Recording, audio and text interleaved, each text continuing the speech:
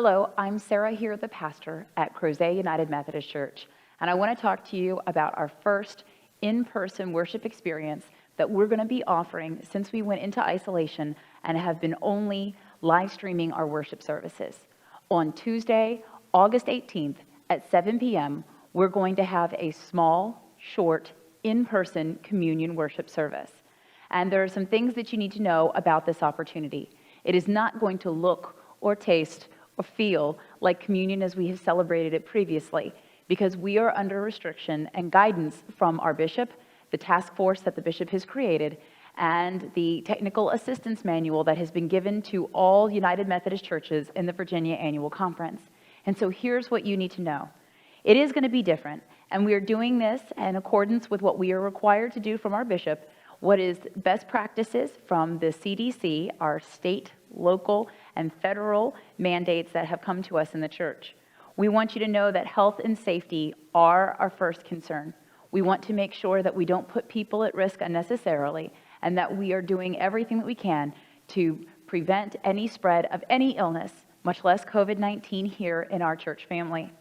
So the bishop has given us specific guidance, and we are going to be conveying that to you on what will be required. The first is that everyone attending in-person worship in the United Methodist Church here in Virginia are required to wear their mask. And your mask must cover your nose and your mouth at all times, from the moment you exit your vehicle to the moment you return to your vehicle. You cannot remove them, which means that you won't be receiving your communion and actually ingesting it in the worship service. Instead, you will be invited to take it with you, and you'll have these pre-packaged, commercially available packets that are gluten-free and alcohol-free, and those will go with you. You can consume them in your vehicle, or you can take them somewhere else to your home or out in nature and receive them there. So you will be able to receive not only the ones for you, but if there's someone who is not able to meet the guidelines that are mandated at this time, you can receive extra kits for those people in your family. So here's what we're asking for you.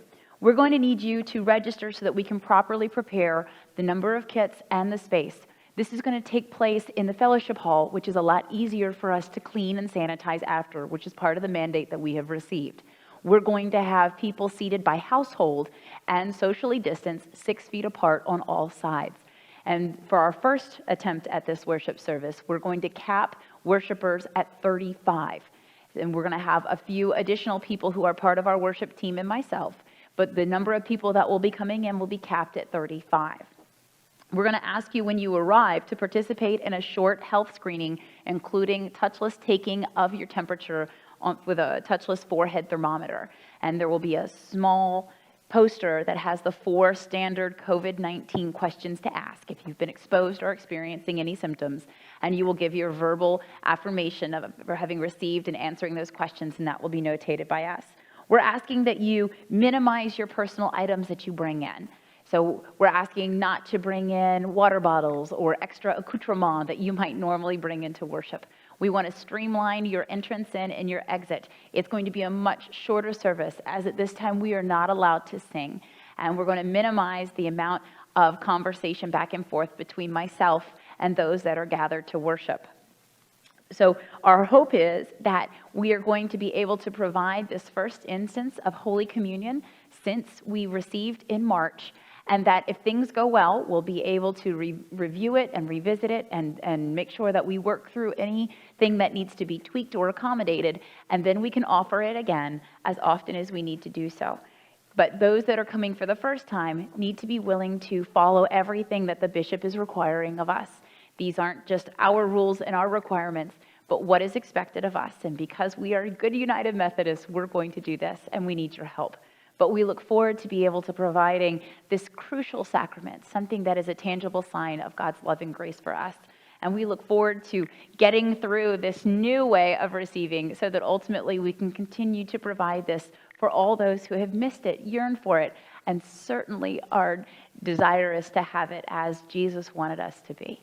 So we thank you for your prayerful discernment, if this is right for you, and participating in the ways in which we need you to help us continue to provide worship that is safe, healthy, and exceptional. Thank you so much for all that you do for us and the ways in which you enable us to continue to provide such a wonderful aspect of our life as Christians.